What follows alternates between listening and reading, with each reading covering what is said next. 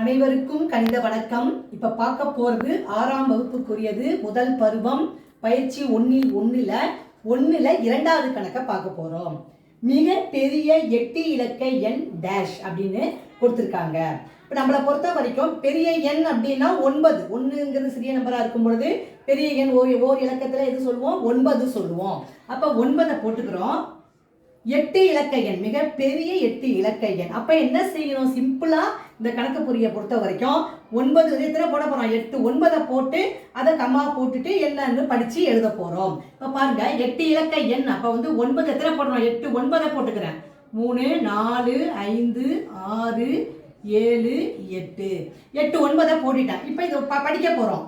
1 10 100 comma 1000 10,000 comma லட்சம் 10 லட்சம் comma கோடி. அப்ப என்ன வருது? 9 கோடியே 99 லட்சத்து 99,999. அதுதான் இங்க எடுத்து எழுத போறோம்.